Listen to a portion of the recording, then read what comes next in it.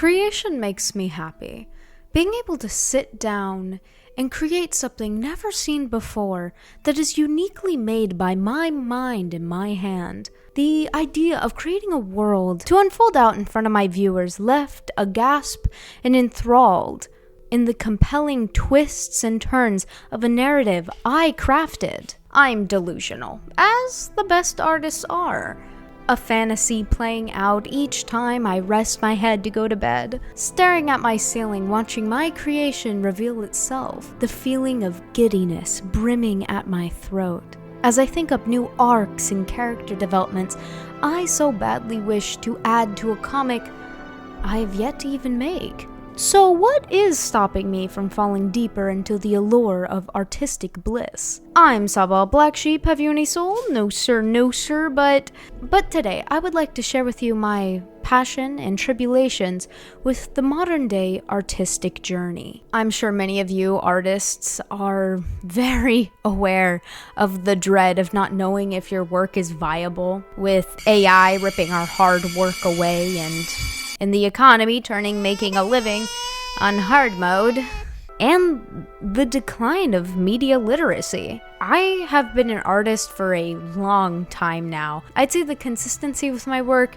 started around when I was like 8 or 10, with my first sketchbook being full of Pokemon and My Little Pony. I think my earliest stages were very Pokemon centered. I loved Pokemon. I loved Mewtwo in particular. I used to make up these stories and comics about me training with Mewtwo to be the best Pokemon trainer. I talked about Mewtwo so much, my parents had to put a cap on how often I talked about him, because that's all I would talk about. You'd say, "How are you?" and I'd be like, Mewtwo. Not a moment went by where I wasn't utterly lost in this world in my mind, where I was the strongest Pokemon trainer and exploring all of the Pokemon regions with my best friend Mewtwo.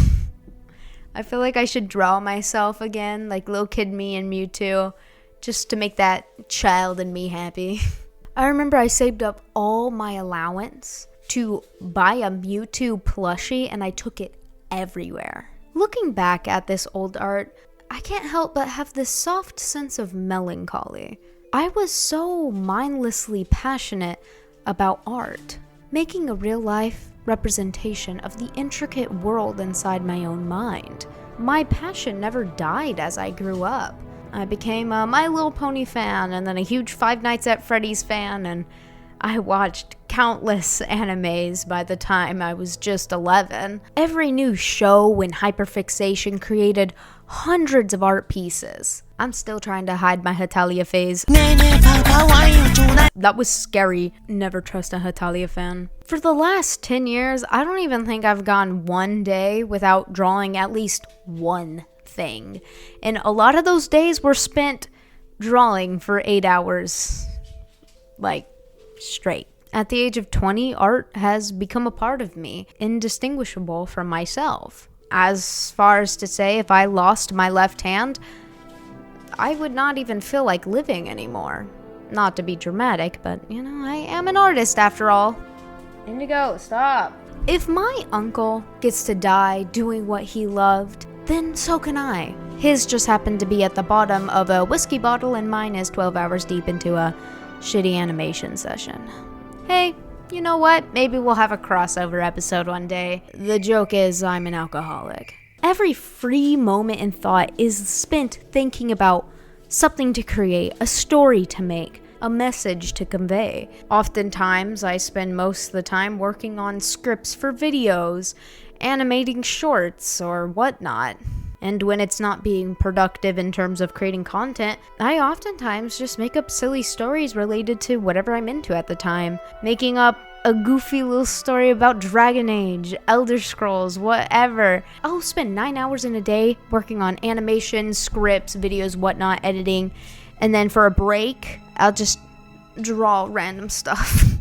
I'll draw my Elder Scrolls character. I'll make a goofy little comic about them. Like, it is my work and it is my relaxation. I will never get sick of art. In truth, I'm Arroways, meaning I have no romantic or sexual desire.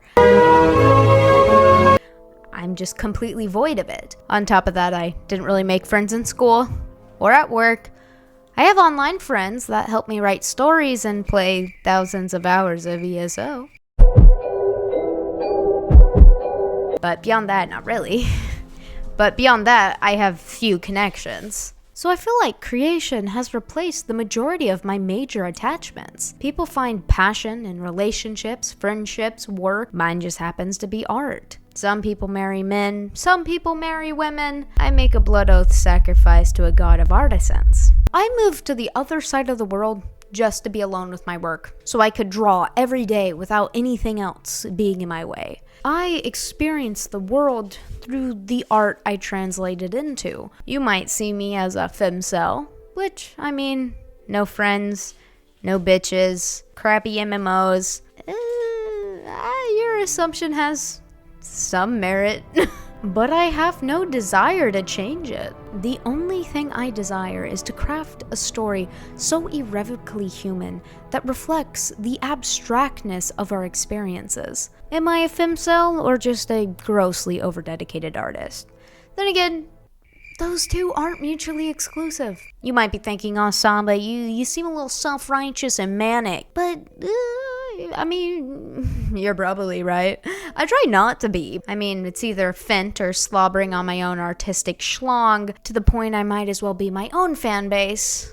But honestly, I just feel empty if I can't make something. Like writing scripts, writing stories, drawing, any way of artistic abstractness and creativity, I can't live without it. And I fear my attachment to that will be the very thing that rips it away from me in the end. But, you know, plan A, be an artist. Plan B, commit war crimes on Russia.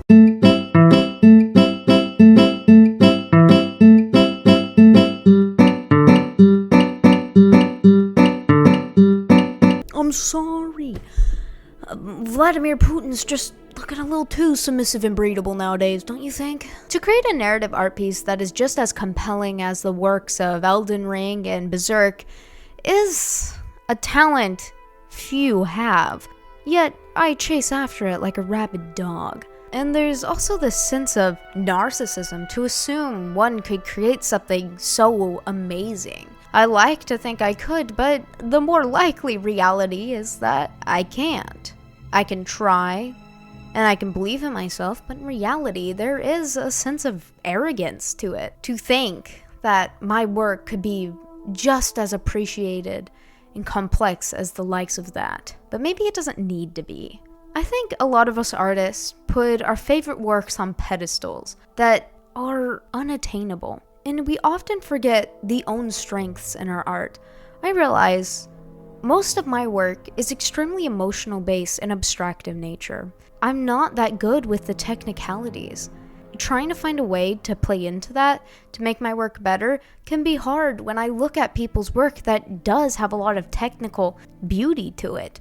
Storytelling that is this intricate weaving tapestry that is precise. It isn't abstract, it isn't blurry, but it is detailed. I can't always do it. And it can be a sad thought to look at someone's work that you like, that you are so inspired by, yet knowing, I don't know if I can craft something like this. Yet I want to so badly. It'd be kind of funny if you guys were watching this like years in the future where I'm like a famously bad writer and people clip this part of the video and post it on Twitter and they're like, yo, bro can see into the future. Here's a message if I end up in that reality. Saba, end yourself, do better in the next life. YouTube, I'm talking to myself. I'm not bullying people. Not that I support wrapping your identity and self-worth in life into what you can make. That's unhealthy, but makes the best artist, so who cares? Oh my god. god, this is so doomer core. Not to be like violently unself-aware. I apologize. This is probably so cringy. Going to art school would be really cool, and I honestly would love that because I feel like it would make my art so much better. But I don't want an industry job. With AI rearing its ugly head and thousands upon thousands of layoff in the art industry and animation industry, it's not viable. It's not sustainable at all. And the thought of being in so much student debt, I will never be able to pay it off. All of the money I make from my art going to pay a bunch of rich assholes? Ew. I feel like the internet has birthed a lot of artists. With countless medias to consume to inspire people, it really has carved out new opportunities and jobs for the likes of us little silly guys. You can make YouTube videos, you can make shorts, you can make animations, you can make speed paints, you can like start up a little business where you sell like stickers and weirdly shaped Bilbos. You can drop ship your poorly made yaoi on shirts. There's plenty of things you can do. And people will buy it because capitalism. I hate capitalism until I'm rich. I love it. There is so much we can do nowadays, yet so much of it still feels just out of grasp. Oftentimes, to make a living online, you have to have not just artistic skill, but editing skill, a performing personality. And even if you have everything in the right place, in the right way, so much of it is genuinely just left up to chance. I grew up on the internet. It's honestly all I've ever known. I've been splunking the interwebs since I was about 10 years old. Probably even younger. My closest friends were made online. The internet has given me such inspiration to help widen my perspective as an artist and person. The internet is who made me who I am today. Not just my art, but me. I am ungodly chronically online. There is no contesting that. I am violently chronically online. Swamps of Dagobah and Meat Spin. If you don't know what those are, you're lucky. You are very lucky. I've been around the block so many times. If I made $1 for every hour I've been online, I'd be a goddamn millionaire. So it's natural that I want to make my living online. I want to make it sustainable for myself. I don't have to be hugely popular. Just enough to support myself would be amazing. Having a few hundred people invested in my story and my creation would be wow. It would be great. That's also why I want to thank you guys so much for following the channel and subscribing, like doing some comments and whatnot. I love reading through your guys' comments and making like little inside jokes and whatnot with y'all. And I really appreciate how far y'all have helped me get. I know I'm still a bit small.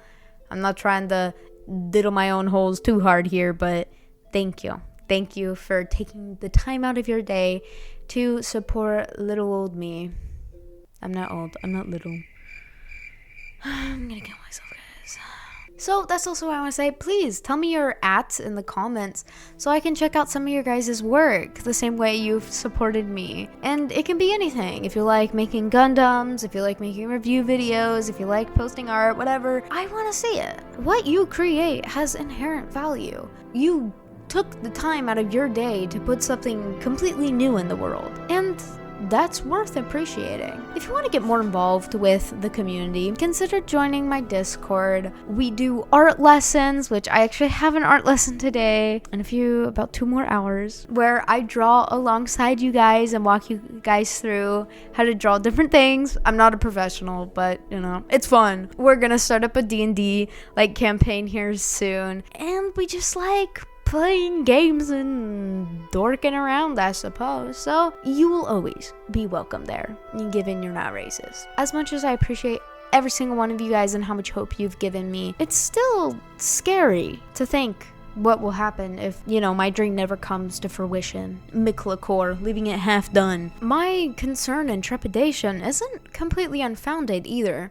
One of my biggest concerns is my dream project, Usurper Prince. Usurper Prince is about the firstborn child of the king-queen of Decimdemos. He was born with a malformed leg. The young queen was quite repulsed by this sight and forced the child into the arms of its father. "You have created a monster. Rid of it so it does not sully our holy name," she begged in exacerbated breaths. the king took the child from the frantic woman. Grappling with this disturbing predicament, he coiled his hands around the boy's fragile neck, but could not bring himself to squeeze. As he watched the infant cry, it was unbearably clear the wails of this child were once of pure terror, not the first delicate cries of a welcome newborn. Each God-forsaken screech of palpable dread left the king in anguish. So, he took the child away and left it upon the doorstep of the royal smith, his closest confidant. There the boy was raised, and recluse, never to know a soft voice. But far too often, children born in terror will repay such a favor. This is the setup, at least. The main character, the boy, his name is Volkarn. It's a project I'm extremely passionate about. But my main concern is the sudden drop in media literacy. My work is heavily emotionally based. All the characters are morally gray, and no character is completely redeemable, which is supposed to display how living in an indifferent world, you will never be free from sin. You will hurt people. It is a mere fact of existence. It isn't to say the character's actions are okay, or that I agree with them, but that they're innately human. Through that ethical conundrum. I am worried how one character will end up being seen. When you meet her, you will be perceiving her through another character who is a little arrogant and naive, and has yet to truly understand the experiences outside of himself. So he passes pretty harsh judgment on her, and it will be a little sexist. But as he grows as a character and understands the plight of the people around him, how she is viewed will change. But that transition and development will probably be years in the making. And the thought of having hundreds of people on Twitter telling me, "You're a sexist, without even knowing how the story is going to go, makes me tweak. Or even worse, taking credit for when it is finished, because they're like, oh, I criticized them 3 years ago and they finally took my advice. Girl, I don't care about you. I didn't even see that shit. It's like looking at uncooked dough and being like, you have to cook that for it to be good. And then when it finally gets cooked, I'm glad you took my advice and learned from your past mistakes. What? No, at Gojo is my Pookie XOXO69. Your tweet did not affect the extremely pivotal point in my story that I have had planned out for 5 fucking years. I mean, yes, it's an ego issue at the end of the day as a writer and as a creator, but so is the fucking criticism!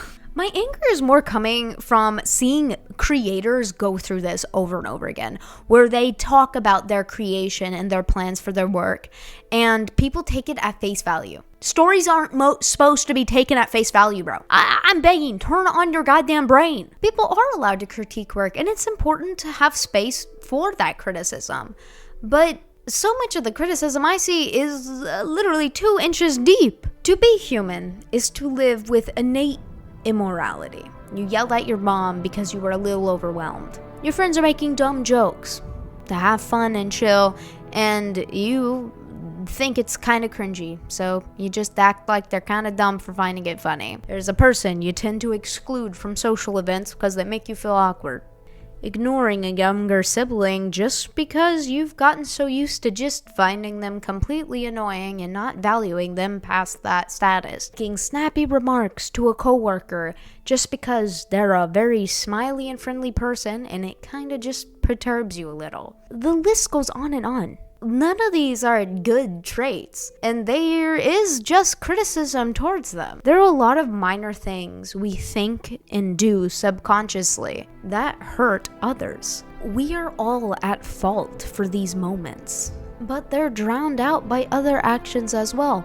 Covering a shift for a desperate coworker, cooking a meal for your family, helping a friend through a hard situation, including someone in plans that you don't normally include in plans, but you just want them to feel happy. Many of our actions contradict each other. As humans, we are hypocrites by nature. It isn't necessarily deception or manipulation. We just feel different from moment to moment, and that's okay. Just because we're all at fault for minor immoral acts doesn't mean those immoral acts are suddenly okay, excusable, or ignorable. They merely just don't define us. It's important to work on them and be better people, but also accepting the fact that you'll never truly be able to free yourself from them. And there is a lot of beauty in that eternal sway of morality. The internet rarely has the same grace. People are extremely nuanced, yet the internet turns most situations exceedingly black and white. And it can be scary to have a passion for creating and wanting to have a platform when you know if you're just a little too cringy or you say the wrong thing without completely thinking it through, you could lose your entire career and have hundreds of people leaving you nasty comments. And oftentimes you don't even really have to do anything for people to violently hate you. I've seen YouTubers that have done honestly nothing that get an exceedingly large amount of hate merely because they are found to be just mildly cringy to some. Guys, I don't like Taylor Swift, and I find Taylor Swift fans kind of cringy, but they're people, and I'm sure oftentimes they look at a lot of the shit I do and think, oh, yeah, you're kind of cringy. It's honestly not that deep. They're just people. I'm begging people to stop using morality to justify their dislike. You can just dislike people and things without insulting them or believing they're awful. You're not a saint for disliking something. And I'm honestly afraid to see how the fall in media literacy will affect stories that get popular from here on out. I'm sure many stories will still be incredibly compelling and amazing works, but morality has become a very black and white thing due to the internet, and moral nuance is seen nothing more than fence sitting, as if seeing that both sides have merit is a bad thing. Do I have to say that doesn't apply to everything? Do I have to spell it out that that doesn't apply to war and racial divide? Do I have to point out that this entire video has been about the personal moral experience and inner world and not about huge worldwide crises that are unaliving people? Because you can't fence sit war. You can, however, fence sit basic moral disagreements, like different parenting styles or different perspectives on how the fucking universe was made, or how to show respect. There's countless things that have moral nuance that aren't black and white. I don't understand why nowadays on the internet so many people are read in bad faith. Oftentimes, there are not as many extremists as people think there are. The internet pushes them forward because they're loud, but most people aren't insane. At the end of the day, I'm an artist, and just as my art will improve, hopefully I will also grow as a person. I look forward to seeing where this journey will take me. I am afraid for what will happen. There's a fear that I will never grow past this, that I will always remain a small channel with very few eyes upon me. Or I will become hugely popular, and eventually every part of myself is scrutinized or unpopular for a time until my mannerisms and jokes become cringy and I pass posts like, hot take, some black sheep is overrated and annoying AF. And then I just open the comments and there's just a bunch of affirmations of people agreeing. Yeah, it's scary, but I guess that's merely life. But thank you for listening to my ramblings today. I appreciate it. That's all I have for today, folks. You got work tomorrow, or school, or pouring out all your anxieties to an audience so they can use it against you. But as always, don't dream about wheat-based byproducts.